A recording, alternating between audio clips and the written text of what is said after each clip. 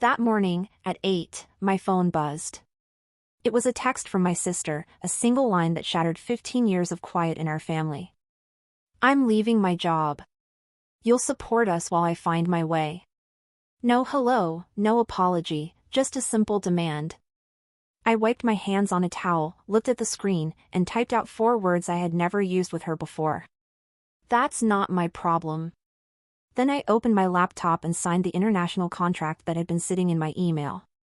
10 minutes later, my phone lit up again. It was my mom. But what she sent next didn't just try my patience. It made me pick between my family and my own life.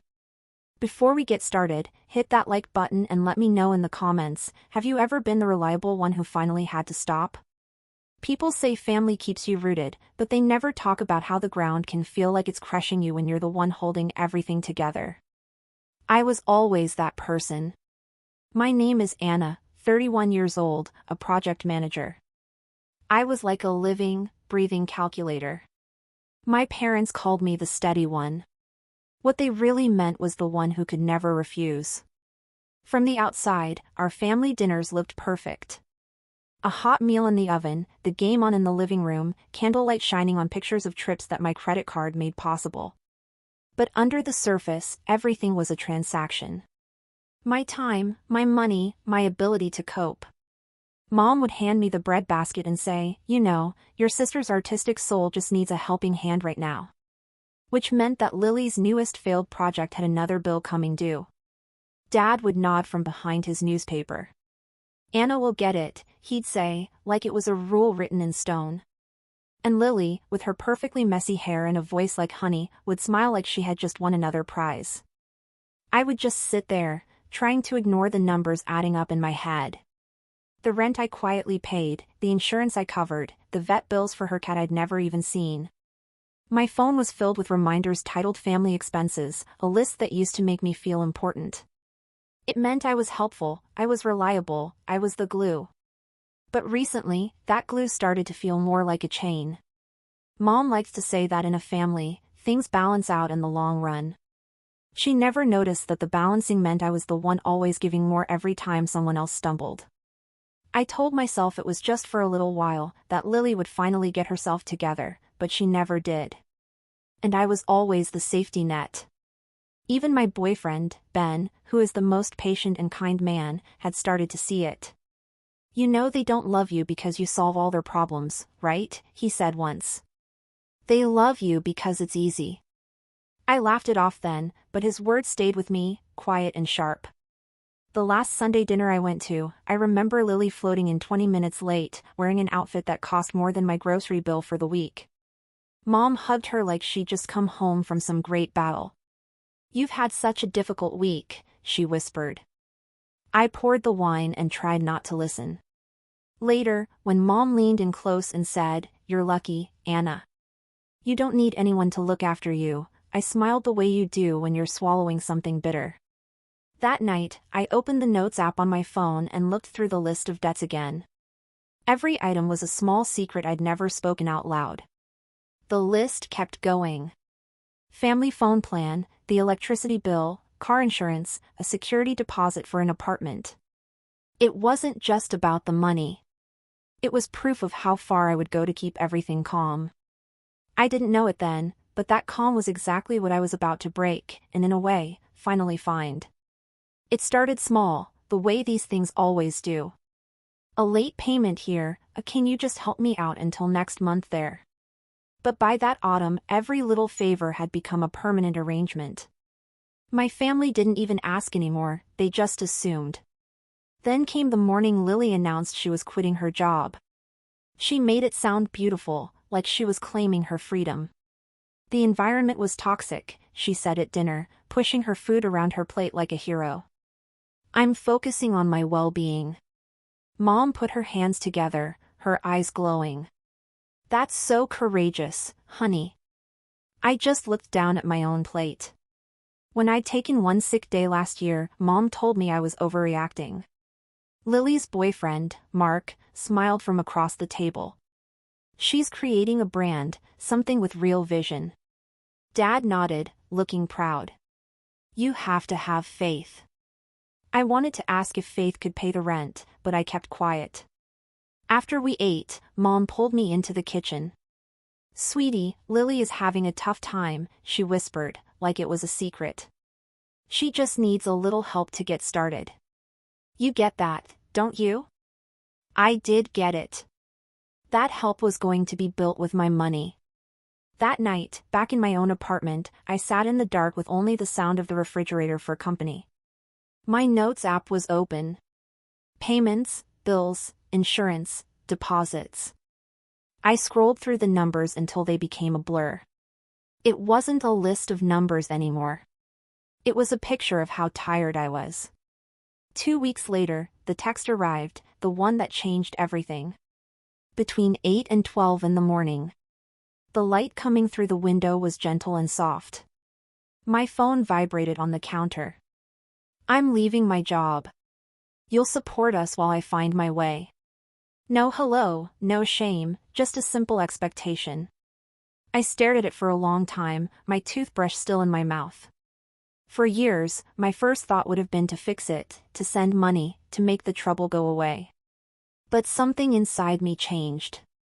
Maybe it was Ben's voice in my head. "You've been buying their love with your wallet." I wiped my hands, opened the message, and typed 4 words. "That's not my problem." My fingers shook as I pressed send. It felt like I had just pushed a button that would blow up the only bridge I had ever known. Silence. No answer, just the quiet sound of the bathroom fan and my own heart beating. I walked into the living room, still feeling a little dazed. On my laptop screen was the contract for a job in Amsterdam, the one I had been too scared to sign. I moved the cursor over it. For months, I had made up reasons not to. Mom would be upset. Lily would fall apart. Dad would make me feel guilty. But not this time. The second I clicked to sign, a small notification appeared. Document completed. It was so quiet, almost too simple, but I felt something loosen deep inside me. 10 minutes later, my phone lit up again. Mom. I didn't open it right away. I just watched her name glowing on the screen and I swear the feeling in the room changed. Whatever was in that message, I already knew it wouldn't be about love. It would be the cost of me saying no. Mom's text arrived exactly 10 minutes later, like she had it timed. "If you won't help your sister, don't bother coming for Thanksgiving." I stared at it until the screen went dark. For years, words like that would have broken me. Not because I cared about the holiday dinner, but because being left out meant I was wrong, and that guilt was how they kept me close. But this time, I let out a soft laugh, almost like I couldn't believe it. "That's supposed to frighten me," I said to the empty room. "But it feels like being set free." I sat at my desk, opened my laptop, and looked at the contract confirmation still on the screen from earlier. Amsterdam. A place to live included. Start date on Monday. It felt like a life I had only ever imagined was now quietly waiting for me to take it. For the first time, I understood that my family didn't just take my money. They took my ability to picture a life that was just my own. That was going to change. I opened another tab, my bank's website. My heart beat faster, not from fear, but from determination. One by one, I went through the automatic payments I had carried for years. The family phone plan, Lily's car insurance, the utilities for my parents' house. Cancel, remove, turn off. Every click was small but powerful. I almost thought there would be a clap of thunder or that my mom would suddenly appear at the door. Instead, there was only silence, clean and almost peaceful. My phone buzzed again. A message from Aunt Clara. "This time, honey, family is about giving and taking.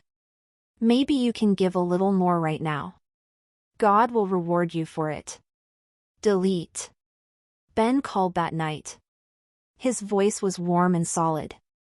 "You did it, didn't you?" "I think so," I said. I finally said no. "You didn't just say no," he said gently. "You said yes to yourself." That thought stayed with me. After we hung up, I started a new document and called it my plan. I typed the title in big letters. Underneath, I wrote down every step like it was a guide to saving myself. Take my name off the family phone plan. Remove Lily from my car insurance. Cancel the utilities at my parents' place. Lock the shared credit accounts. Move my savings to a new bank. Every line I wrote tightened a knot I didn't even know was still loose. When I was done, I sat back and let out a long breath. For the first time in so long, my life didn't look like a checklist written for everyone else. But the old ways still pulled at me. I kept looking at my phone, waiting for Mom to call, waiting for an apology that never came. By midnight, there were 23 unread messages blinking on my screen. None of them said, "I'm proud of you." Most of them said something like, "You're going to be sorry." Maybe I would be, but at least that regret would finally be mine. As I closed my laptop, the notification for the Amsterdam flight blinked again, a little reminder. Flight confirmed. 5 days, I said out loud, testing how it sounded. 5 days until I'm free. Mom didn't wait long to make things worse. By the next morning, my phone was a mess. Group chats, missed calls, every message dripping with blame. Mom, family meeting tonight. Dad, we expect you here by 7. Lily, don't make this more difficult than it is. It was amazing how quickly "please help" had turned into "how could you." I looked at the screen for a long time before typing the easiest reply of my life. I won't be there. Almost immediately, the typing bubbles popped up. Mom, you will be here. Lily, you're unbelievable. Dad, watch your attitude. I muted the chat and turned my phone over. The quiet felt sacred. At 6:52 that evening, the doorbell rang anyway. I looked through the peephole and saw Dad standing there, still in his work clothes, his jaw clenched. Open the door, Anna. No. Don't play games with me. I'm not. He mumbled something under his breath about me being disrespectful, but I didn't move. Finally, his footsteps faded away down the hallway. I locked the deadbolt twice, leaned my back against the door, and let out a shaky breath. They weren't coming to talk. They were coming to force me to give in. The next day, Mom tried a different approach, a voicemail. Her voice was sweet and shaky. Sweetie, Lily is doing her best. She just needs a little help, just this one time. Think about what family is all about. I deleted it before she even finished. That night, I got a FaceTime call. The whole family was waiting. I almost didn't answer, but a part of me wanted to see their faces. I wanted to stop pretending. When the screen came on, all 3 of them were there. Mom in the kitchen, Dad at the table, Lily next to her with red eyes and perfect camera lighting. Mark was in the background, pretending to be busy on his phone. Anna, Mom began, her voice soft. Can we please have an adult conversation? I thought that's what I've been doing, I said. Lily jumped in. You humiliated me. You made me look like I was begging. I didn't make you do anything, I replied. You sent an order and I said no. Her lips started to tremble. You don't have any faith in me. You never did. That one hurt, not because it was true, but because it would have worked on me before. Lily, I said carefully, faith isn't the same as alone. Mark let out a low, mocking laugh. She's so rigid. No wonder you're alone most of the time. My voice stayed calm. Mark, do you even listen to yourself? He smirked. It was a joke. Mom cut in, her voice sharp. That's enough, Anna. Your sister's new venture could change everything for her. She just needs someone responsible to back her up. Dad leaned forward, his hands together. It's not even a big risk. It's a small loan, just $150,000. That's all. That's all, I repeated, letting the words sit there. You're asking me to guarantee a loan for $150,000 for someone who just quit her job last week. Mom's voice got hard. Don't be so dramatic. We didn't raise you to act like this. I felt something break inside me. Not anger, just a clear understanding. You didn't raise me to say yes. You raised me to survive having to say no. The silence that followed was heavy and thick. Dad's face turned red. Watch your mouth. I am, I said evenly. It's very calm.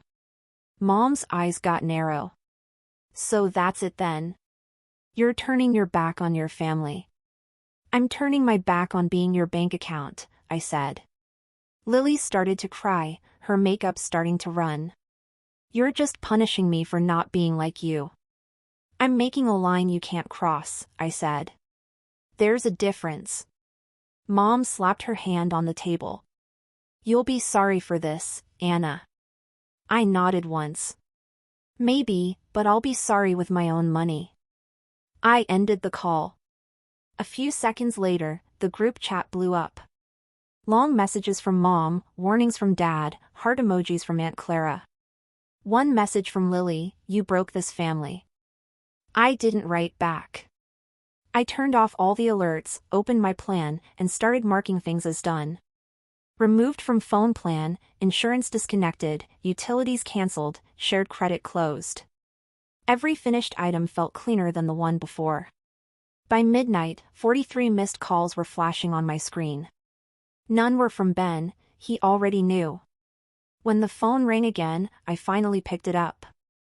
Hey, he said quietly. You sound different. I think I'm just finished, I said. Then do something about it. Not to get back at them, just to find some peace. That idea settled deep inside me. At 10:04 the next morning, I wrote one last message to my mom. I'm leaving for Amsterdam on Monday. Please don't contact me unless it's a real emergency. I held my finger over the send button, my hand shaking. Then I pressed it. The next morning, the response was quick. Posts on Facebook about selfish children. Chain messages from Aunt Clara about forgiving others. Lily's vague post, sometimes the people closest to you are the ones who hold you down. They wanted me to feel ashamed. Instead, I felt calm. When Monday came, I closed my suitcase. The air in my apartment felt fresh and cool. Every bill was in my name, every key was mine. As I wheeled my suitcase to the door, my phone buzzed one last time. A text from Mom. We won't forget this. I typed back slowly. Neither will I. Then I turned the phone off for good. At the airport, as the plane's engine started to roar, I thought about every holiday dinner, every time I felt guilty, every quiet yes that built their easy life. And I thought about that one small no that brought it all down. When the plane's wheels left the runway, my heart felt light for the first time. Amsterdam was cooler than I thought it would be. Gray skies, rainy air, and a quiet I wasn't familiar with. But maybe that's why it felt like I was finally healing. The apartment from my company was small, one bedroom, white walls, with a view of a quiet street. Everything in it was mine. Every bill, every key, every choice. No shared bank accounts, no borrowed parts of my life. For the first week, I moved like a person learning how to live all over again. I woke up early, walked to work on old cobblestone streets, and drank coffee that tasted like it was just for me. At night, I cooked a meal for one and listened to the kettle sing. Sometimes I found myself waiting for the phone to ring with the next problem, but it never did. The quiet felt odd until it started to feel normal. Ben arrived that Friday, suitcase in one hand, a smile on his face that made the new place feel like home. You really went and did it, he said. You got out. I smiled. Yeah, and I'm still here. He looked around the apartment. It's quiet here. Quiet feels strange, I admitted. But I think I can learn to like it. We ate dinner on the sofa, candles flickering while rain ran down the window. My phone was lying face down on the table, completely silent. When I finally picked it up, there were no new messages. For the first time in so many years, the lack of noise felt like a gift. Days became weeks. I got a promotion sooner than I expected. I led my first big project. I made friends who didn't need me to save them. One afternoon, I was looking through my old notes, the list of payments and bills I used to treat like it was so important. At the very bottom, I added one last line. All debts cleared, in every way. A month later, Mom left a voicemail. Her voice was gentler this time. We're okay, sweetheart. Lily found a part-time job. Your dad says hello. I didn't call her back, but I smiled a little. Being far away was doing what love never could. It was making things easier. Sometimes I would stand by the window and watch the lights reflect on the water outside. The old me would have felt bad for feeling okay. The new me just whispered, I worked for this. On a Sunday morning, sunlight came through the kitchen window, catching the steam from my coffee. No phone buzzing, no new requests, just stillness. I thought about that first text, the one that ended 15 years of quiet in the family. You'll support us. Maybe the old me would have, but not anymore. I used to think that being needed was the same as being loved. Now I know that real love doesn't take from you. It makes you stronger. I looked out at the Amsterdam rooftops and allowed myself a small smile. Peace didn't arrive with a bang. It came with silence. If you've ever picked peace over guilt, tell me about it in the comments. You aren't the only one.